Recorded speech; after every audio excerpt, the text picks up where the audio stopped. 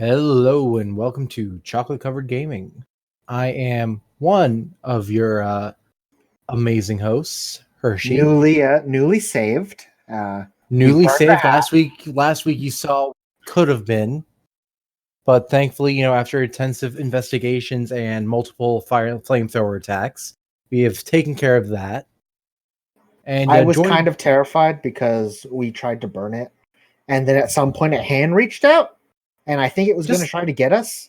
And just a full hand, like arm and all, just out of the hat, which is very weird. And not Vecna Carey, like, oh cool, it's the hand of Vecna, his evil monstrosity.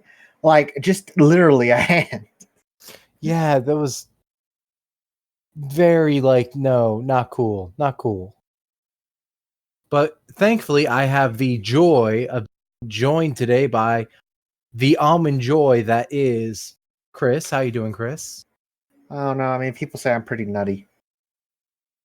And that is our last obvious. episode of Chocolate Covered Gaming. Thank you so much for all your support all this time. For some reason, we are having to. This is our last episode, and we are ending it now. We're sorry. All right, I gotta find another way to resurrect it again. Oh god, since it's died before multiple times. So, last week was mine, which happened to coincide with a certain holiday. Yes, but it was a holiday. A holiday. But now we have Chris. Chris, what have you brought to the crafting table that is our podcast today? So, Hirsch, I'm going to be real with you. There's a real problem in D&D right now. Several, actually. I'm going to talk about them one by one. First off is the release of that totally not a homebrew broken wraith known as the Simic Hybrid. Oh. Some of the things you can do with that class. Totally not broken. That race? Yeah, totally not broken. There's nothing broken about just giving someone +1 AC, period. Yeah. Just for living. So, so that I like to classify as a mutant problem. I know, a hard stance against Simic Hybrid. Second, when we look Magneto might come. Next, I want to look at the planes. I want to look at the things like mind flayers. All right. Those non-material plane influences attacking my material plane. Those dirty Xenos. We got to destroy them. Oh no. And thirdly, oh no. There are some people that play games other than D&D. And we got to burn those heretics. Oh no. So I want a subclass that's going to let me burn the heretic, kill the Xenos, and stomp out the mutants. Hirsch, I want to make a Space Marine. Gee, how did I know that was gonna be the answer there? I did not see Space Marine coming at all in that opening. You freaking 40k nerd. Xenos for life. I will die on this hill. Tyranids are my children. Continuing on. It's okay. I fight for the greater good. It's fine. Yeah, I know you're a Tau bastard, which is why I'm surprised you took this stance. Because Space Marine. Yeah, for those of you who don't know, we'll cite the More You Know segment because we started that because those are public domain, bitch. Space Marines are from a game called Warhammer 40k, a wonderful tabletop army game with multiple game series about a horrifying world filled with aliens, chaotic gods, and just people wanting to shoot them. In the future, there is only war. Yeah, honestly, yeah. Literally their tagline. Literally their tagline. Space Marines are an Imperium faction. Basically, they're humans who have been but resurrected kind of in a weird kind of cybernetic way into servitude to fight forever. And they love doing it. So it's not really servitude. It's more like community service. Yeah. When you're that one guy. They were given a bunch of tokens at Chuck E. Cheese's and told to go wild. If the tokens were bolter rounds and Chuck E. Cheese's was the universe. Yeah, so the first question I'm going to have to ask is, we're not giving them a bolter, right? No, oh god, no. But I think there's a lot of things we can just pull from their lore, their codex. Oh boy. Oh boy. But what? But first, we need to determine what subclass is this going to fall into. Well, I can think of two off the bat. Either fighter for I don't know obvious reasons, Yeah. or paladin for I don't know obvious reasons. Oh, that's true. I didn't even think of paladin. What were you thinking of? I honestly, when you said two, my mind actually went to ranger because of favored enemy. Nah, look, when you say favorite enemy, all that doesn't count. When your favorite enemy is, I want to fill in everything. That isn't human. I want to fill in everything but that one section. That doesn't count as favorite enemy. That's fuck the world. We've already made our Sonic fan dub jokes, Hirsch. You know what I speak is the truth. Gosh, well, either way, fighter subclasses have 5, right? Am I wrong? Yeah, they do. Do we want to do more features, or do we just want to throw them on a paladin and just let it rock? Well, which one do we think is, first off, more like appropriate? Because Space Marines don't usually use magic. That's some librarian shit we're getting into. Yeah, I was about to say like librarians, apothecaries. So are we making a the stereotypical Space Marine? I think fighter. That's what I was about to say. Because of all of the weapons, all of the armor. Exactly. We could argue. We could totally 100% argue librarian and then make a paladin. Or just make it based around Grey Knights, but then we're falling into an even deeper hole than the one we're already in. Right? Now, you see, at this point, we're already in a deep, deep hole of references that no one but the people who actually play this game are going to get. I am sorry to anyone who is going to get so lost with what's about to come. Don't look. They're just going to look into the Death Watch, the Dark Raven. No. You know what? I'll point you in a direction. If you want to know about the crazy, crazy world of, the 41st millennium, there's a wonderful podcast called Lorehammer that will tell you everything you need to know and then some. But finish this episode first. Please don't stop in the middle. At this point, part of me doesn't want to blame you, but please don't stop in the middle. All right, so we're a fighter subclass. We're are a fighter. Beat stuff harder. Okay, phrasing. What? No dead stop? Not worth the dead stop. You foresee it coming later? Yeah, we're close. So I'm giving you a warning. Throwing out a yellow card. Don't make me throw out a red. Hey, Space Marine biology. I'm just going to say that. The people in the know. The other thing I'm going to say, closest thing to a sports reference you'll ever get on this show was just probably, yeah. I mean, enjoy. Unless we do a soccer thing. Football! Hold on, let me get my Vuvuzela. Also, if you think I'm joking about it, I have 5 Vuvuzelas. Why do you have 5 Vuvuzelas? I'm South African. We had the World Cup. Oh, right. I have 5 Vuvuzelas. 3 of which are emblazoned with the American flag. And that's not even a joke. Yeah, that was, I'm sorry to say, I couldn't save the Vuvuzelas from 10-gallon hat possession. Like when I walked in, those were already, the damage was done. And I'm sorry. They all used to be South African. Now only one is. Hey, okay. You know what? That it's true, true warrior. It managed to fight off long enough for me to arrive. Jeez. All right, so yeah, for the martial archetype, we got to look at 3rd level, 7th, 10th, 15th, and 18th level for our wonderful boys. Our wonderful, wonderful boys in power armor. Yeah, now this is where it gets hard because Space Marines don't really do much, but that's when we can look at what the Emperor has said about them. Things like, and they shall know no fear. Oh no. Cool, we're doing this. So I guess at third level, your devotion to the Emperor is proven, and you shall know no fear.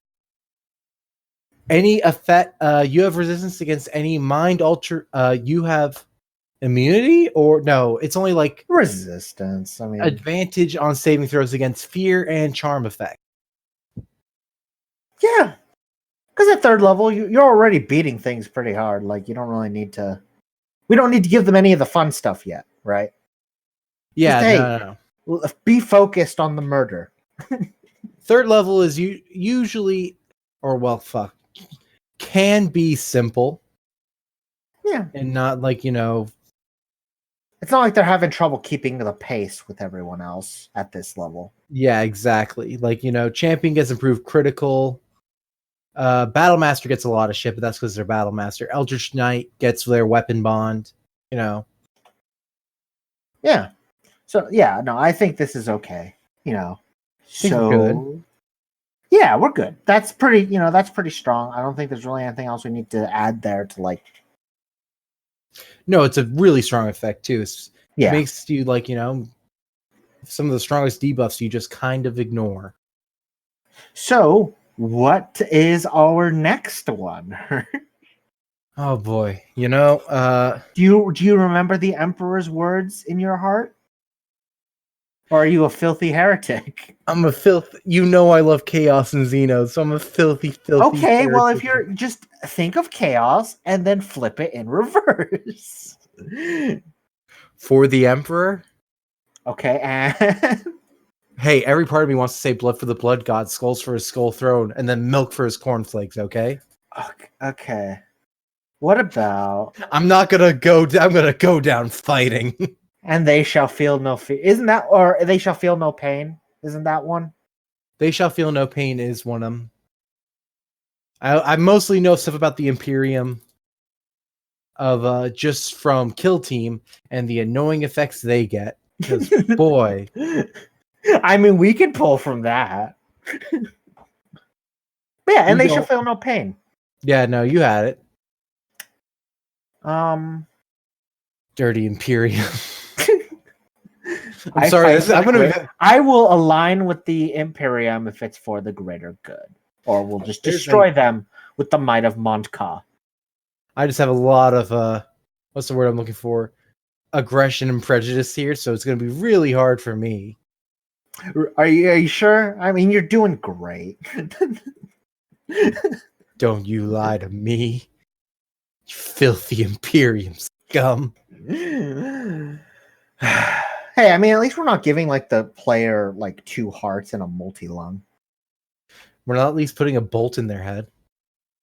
I mean, that we're leaving that for the DM to do. DMs, if you want to put a bolt in your player's head for every century they live, go for it.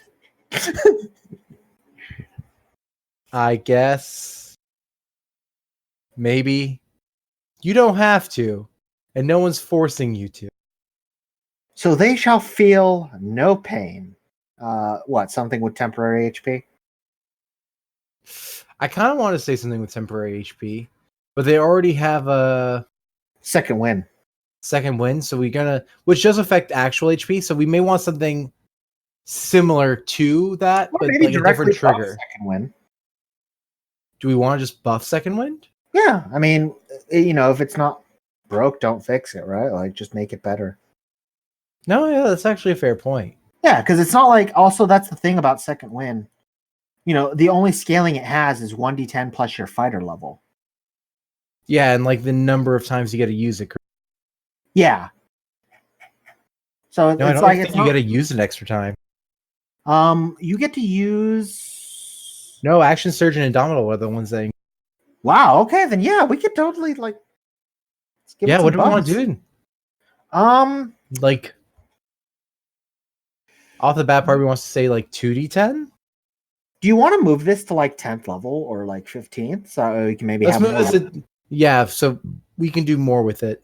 Yeah, we can do more with it. Because yeah, if we're buffing it this early, like what you want to do, like you know what? This is the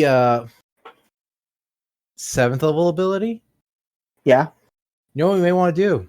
What? let them pick their chapter. Oh yeah. Huh. And I can't believe I'm saying this because Join the ranks. Pick your pick your chapter. pick your I Space can't Marine believe I'm chapter. saying this because now we have to go Oh, to the wonderful line that is thousands. you mean we had to open up Lexicanum? Don't fuck you. So we're gonna go with the basic ones. There's Death Watch, which are like Death- your veterans. They're hey, we pull you from anywhere and we want you just to kill Xenos. If you're the best of the best, this is where you go, and everyone goes here at some point to learn. We gotta have Blood Ravens. They're too iconic. We gotta have Ultramarines. They're too numerous.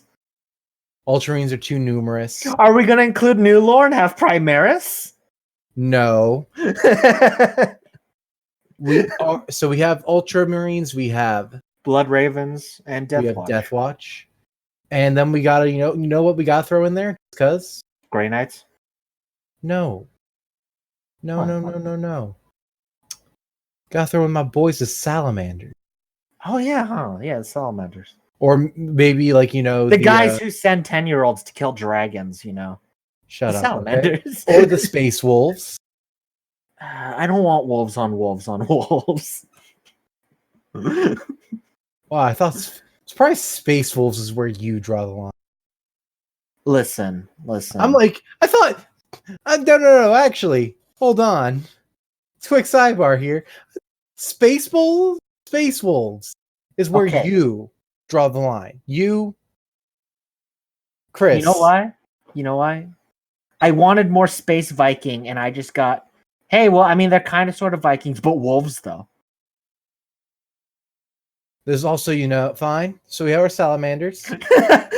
We have our Raven Guard. Diffused immediately. No, I'm just not going to fight you on this. I'm already dying on my Xenos still. Filthy heretic. All right, so we got Salamanders. There's also Raven Guard. There's also the Imperial Fists. Yeah, but at this point, if we go to everyone... Well, I'm just saying. So we have Ultramarines. We have... Technically, Death Watch aren't actually Space Marines, technically. Or they aren't a part of Space Marines. Yeah, they aren't part of the... If we use the High Gothic... They're a separate faction. Of the Adeptus Astartes. Yeah, they aren't part of the same technical faction. So you want to nick them? Maybe nick them. So we have Blood Ravens, Ultramarines, Salamanders, Space Wolves. We'll just name them all and then we'll figure it out if we're keeping people. Space Wolves, Imperial Fists. I think that's every. Yes, all the big ones. Yeah, I think Blood Raven, Ultramarines, Imperial Fists, and Salamanders, and we got ourselves we can kind of go along that road. Yeah. All right. So, do you think that this should be something that affects the 15th and 18th? How deep does your chapter? I want to say 15th. I want to say 15th, but 18th is like a general capstone. All right. So, I'll just make a note here. Affected by your Space Marine chapter. Yeah.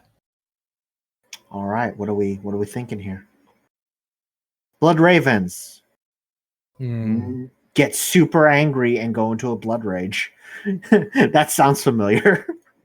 Yeah. That does really sound familiar. The thing is, would almost say they're pretty aggressive.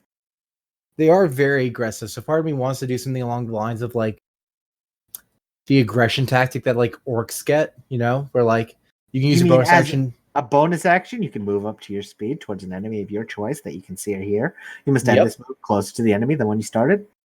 Part of me feels like you're having the same idea because you said that you are way too. Listen, I picked the brew. I did my thinking. Fuck. Okay. So yeah, I agree with that. Gives them a really powerful effect and some action economy. And we can mimic the charge mechanic from Warhammer. Oh dear God. Okay. We can.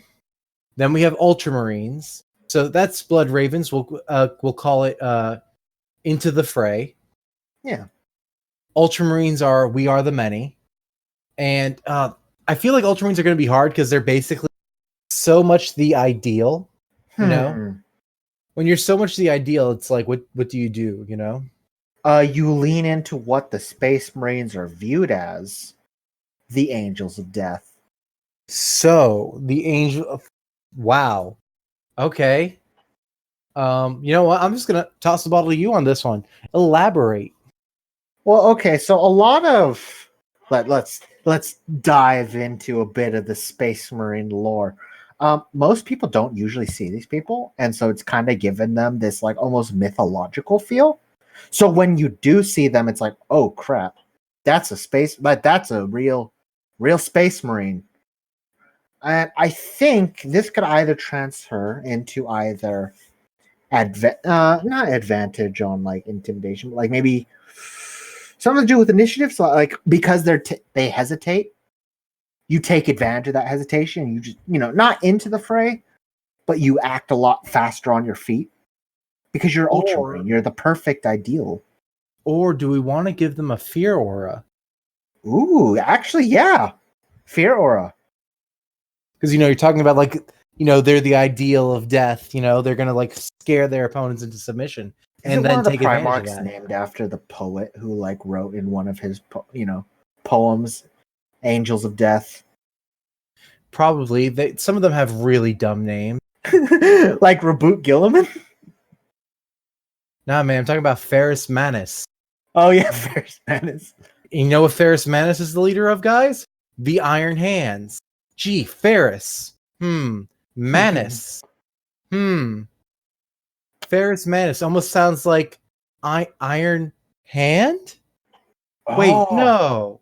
That would just be fucking stupid. No way. All right, so fear aura on the Angel Ultramarines. That would just be idiotic. Who would do such a thing?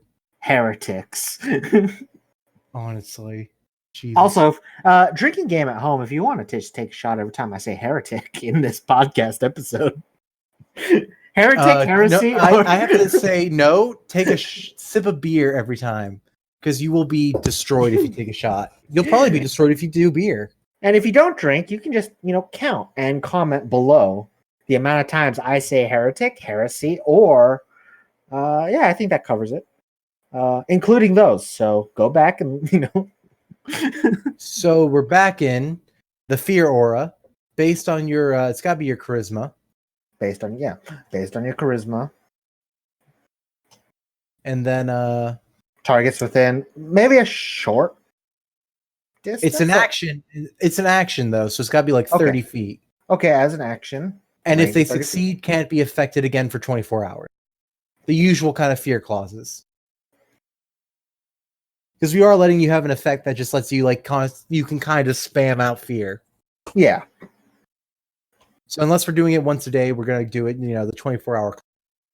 Yeah, of course.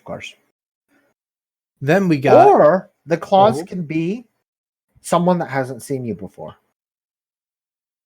So, that's... So like a first impression. Nah, 24 hours. I feel like that's just... some DMs like recurring bosses. Yeah. Oh, that's true, yeah. All right. The 24 hours thing is basically if we didn't kill it anyway. Yeah. You know what I mean? 24 hours is already basically the same thing for most things. Mm-hmm. Then we have the Salamanders and the Imperial Fists. Now, Imperial Fists love destroying shit. So I kind of want to just give them Siegebreaker. Yeah, see. Which is really powerful to give something. Yeah, but you're a Siegeman, Yeah, no, deal double damage to inanimate objects. Do it. Yeah. And you know what? Deal double damage to inanimate objects and have advantage on attacks if you're on constructs. Because fuck it. An advantage on attack rolls against constructs. So they have something, right? So they can take down, they know how to destroy battle suits that you're fighting. Imperial Fists are renowned for being the greatest siege specialists in the Imperium. For those wondering why we're saying Siegebreaker and stuff like that. Okay? Like Ultramarines are the basics. Blood Ravens are like, hey, let's go kill some shit. Imperial Fists are just, we're gonna break the city, we're gonna break their base, we're gonna fuck all the shit up and kick them in their face. Hooray for the Imperium and the Emperor. Salamanders Yeah. burn things, so what are we gonna do there? I was thinking about this, and it was a little hard because Meltaguns don't exist in D&D. Yeah, that's kind of hard to burn things without a melting. We may need to put in. So you know one. what we can give them? What? Burning hands. Oh.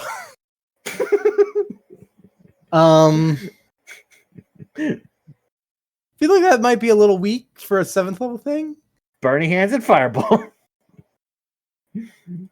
That might be a little strong for a 7th level thing. We may just want to go down a different road. Okay.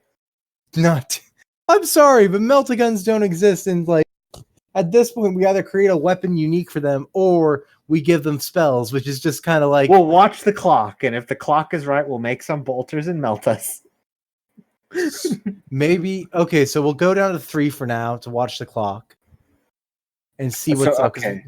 Yeah. So we'll just have we got the big people. We got Imperial Fez, Ultramarines, and Blood Ravens. Like it's 3 different play styles, or effects, and we'll think about them later on too. Yeah, we'll watch the clock. Next at 10th level, we have the Feel No Pain ability. They shall feel no pain. All right, so let's looking at the base. At this point, we're getting that sweet addition in terms of level. Let's see. So 1d10 plus fighter level, and at this point, so we're looking at 1d10 plus 10. Yeah. On average, let's just say the guy has no constitution, because that, even though that's dumb, you know what I mean, just makes our math easier. Yeah. That's 10 plus 6 times 9, 56. Yeah. So 66 HP. That can be a third of your HP if you're lucky. So do we want to just go with you have better rolls, or do we just want to give a flat buff, or do we want to maybe let them roll extra dice? What do we want to do? I think extra dice would help alleviate the luck. Well, now, but the luck of the draw. Yeah, because you're getting that baseline no matter what. Exactly. And also averages and all that shit go up exponentially as soon as you put on an extra dice. That if we walk down this path, we'll figure out the averages and go from there, right? If we want, we could just say 2d10, and that would be pretty strong. Yeah. Why not? Just your second win now recovers 2d10 plus. Do we also want to maybe let's say second win can be used twice for short or long rest? Let's see. At this point, they can action surge twice, right? At this point, they've only got one to use the action surge, and they just got Indomitable. But they're about to get their second extra attack and their second Indomitable.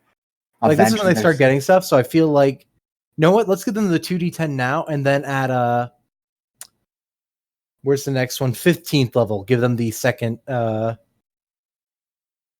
do we want to make that their 18th level thing? As part of let's make it part of the 18th level thing. They get to do 2 second wind. They have 2 uses of second wind. Yeah, you have 2 uses of second wind. We'll go back there eventually. Yeah, so do we want to add, so how about we make it 2d10? Do we want to add anything else to it? I mean, they can already cover it on a short rest. It's plus fighter level, so it's just gonna go up from there. Do we want to do the basic throwaway of an additional fighting style's too strong to give with the bonus we're giving, though? I feel like we gave something better than the usual throwaway that is at 10th level. That is additional. Maybe give them a little bit of temp HP when they second win. Enough to maybe eat up a single little thing. I don't want to.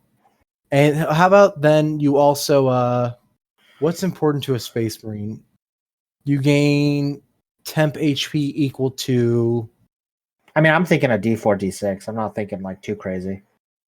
Yeah, but at higher levels, it just doesn't matter anymore. And also, I want to kind of prevent mass dice rolling for single ability use. Oh, wait. Gain temp HP equal to half the result from your earlier roll.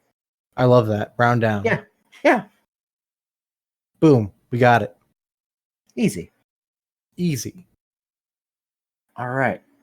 15th level. The Space Marine Chapter 1. So this one, so we should know in the first one that this continues.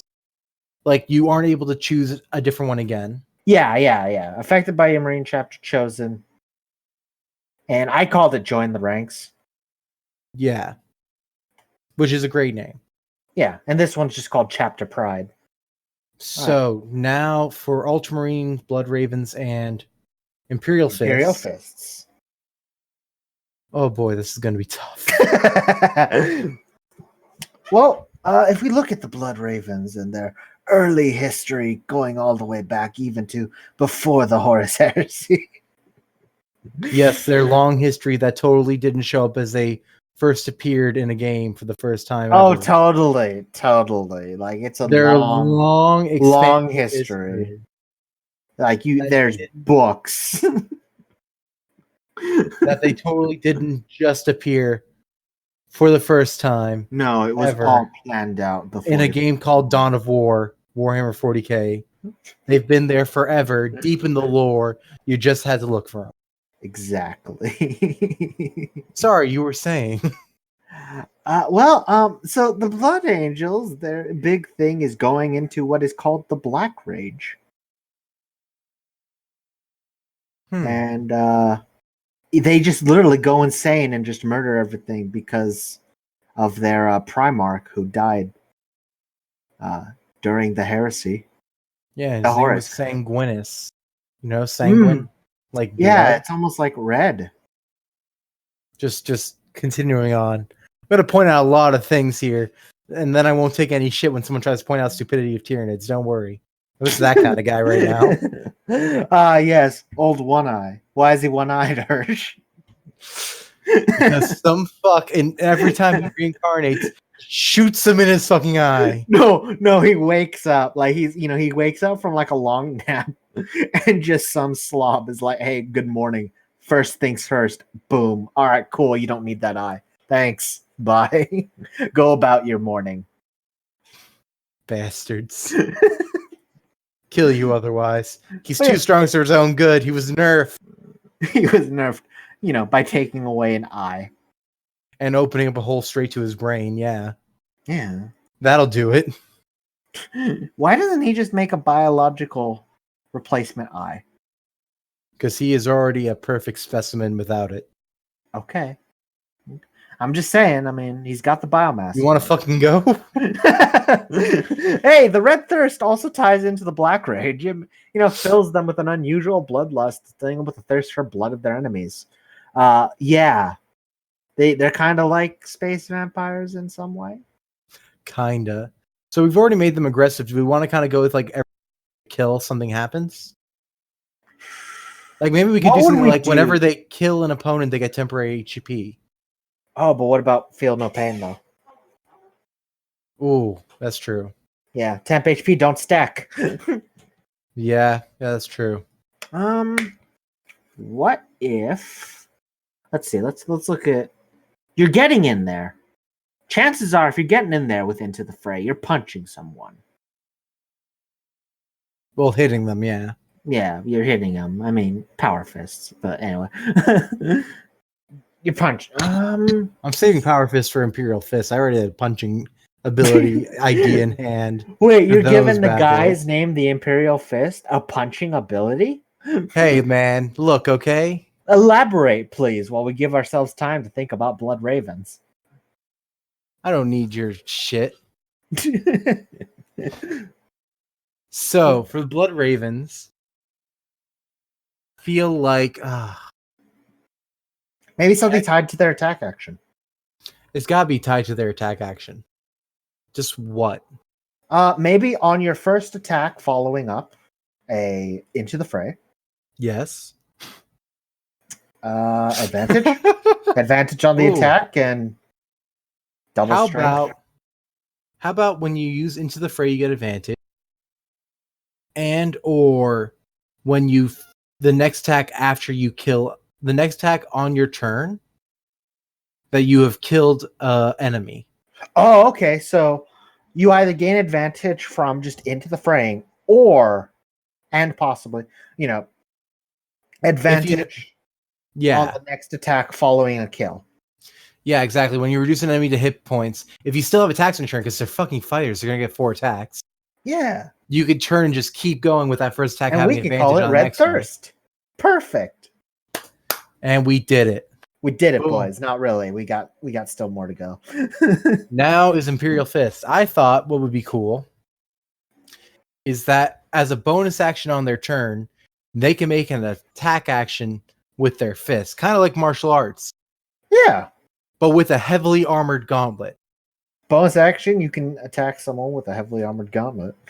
that deals 1d8 plus strength damage.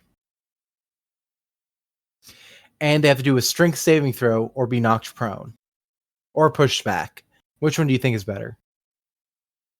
I mean, if I got punched by a power fist, I'd be knocked out. Like knocked down. Cool. So do a strength saving throw or be knocked prone. That way they get some consistent damage output, you know? Yeah. I wish all of the future constructs that fight an Imperial Fist the best of luck. Yeah, golems are fucked. But yeah, that way you can take your great sword into battle, swing down, and then swing again, and then go And we can call punch! this feature Fist of the Emperor. Boom. 2 out of 3 now Ultramarines and fuck me. Boy Scouts. Like Fucking Boy Scouts. like Be prepared? They're always prepared? I don't fucking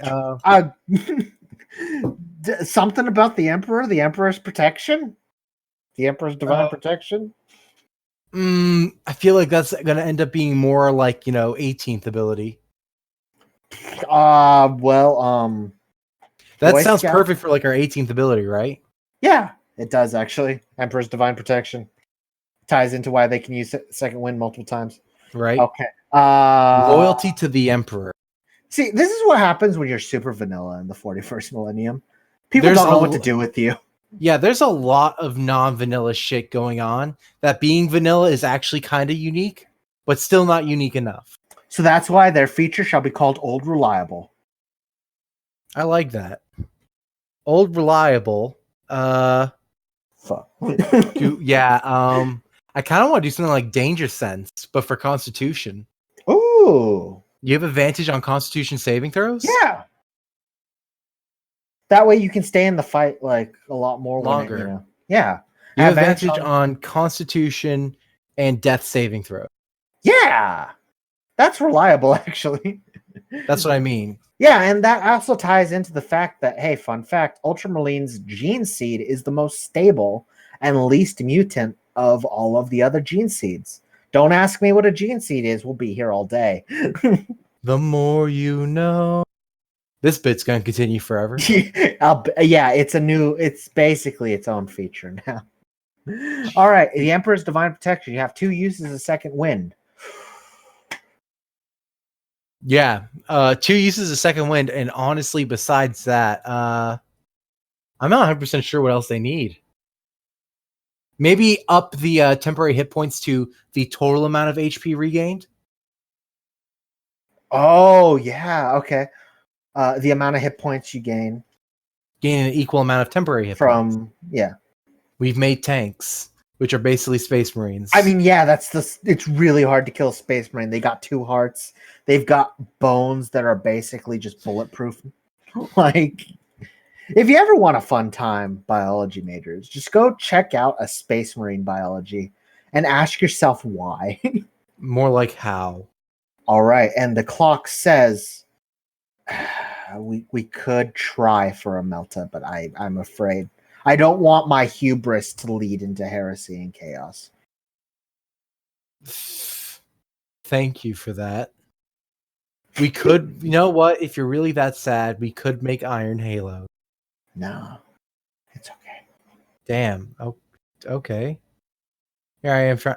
You sure you don't want to make an Iron Halo? The thing that makes make an Iron Halo. You twisted my arm. Oh, jeez. Yes. Twisted. All right. Iron Halo. for those of you who don't know what an Iron Halo is, because I feel like, again, this is a very, not obscure, but kind of niche fan topic. And then there's like a lot of niches inside that niche fan topic. Yeah. Iron Halos are a award that Space Marines can get that also, like, besides being an award, just give them a super buff that makes them pretty hard, even harder to kill. Like, okay, Space Marines already have steroids on top of steroids injected into them. This is the steroids for the steroided steroids. Basically, it gives them a 50-50 chance to just ignore damage. And so, you know what? I think that's it. Roll a D100. 51 and up. At that point, just say roll a D4. 3 and... No what? No. No what? No. You know what? What? Roll a D6. On a 4 up, you don't take the damage. Because at this point, if we're going this deep into fucking Warhammer, the Iron Halo is going to use a D6. We're at least getting one die. Are we going to limit this at all? Or is it just like whenever you get hit? Ooh. No, it's a legendary item. Legendary item it is. No, it's a 2-for-1. We made you an Iron Halo, and we made you a Space Marine. We're sorry. We're really sorry for all of this stuff that if you don't know Warhammer, you're just going to be so confused. Yeah, it's a great thing to get into, at least for the lore alone. It's really ridiculous and great. It's really not great for your wallet. No, which is why I say for like the lore alone, you could get into it and it would be worth it. Yeah. But yeah, so this has been Chocolate Covered Gaming, where we have once again created some foul monstrosity that should never have been brought into existence into our world. But we need it. No, we don't. We need the Space Marines. To quote Jurassic Park, which is something I never thought I'd do. You focus so much on if you could that you never thought if you should. The Emperor needed his divine warriors. Well, you heard it here today, folks. That is what our good boy Almond Joy. Hey, the Halo requires attunement. I think we should just throw that out there. Yes. Oh, 100%. Yes. Okay, now we're sorry. The Halo requires attunement. I'm Hershey. This has been Almond Joy Chris with me. And oh gosh, we are really sorry about this one. Not as sorry as last week, but still pretty sorry. We're sorry. We're just, yeah. Forgive us.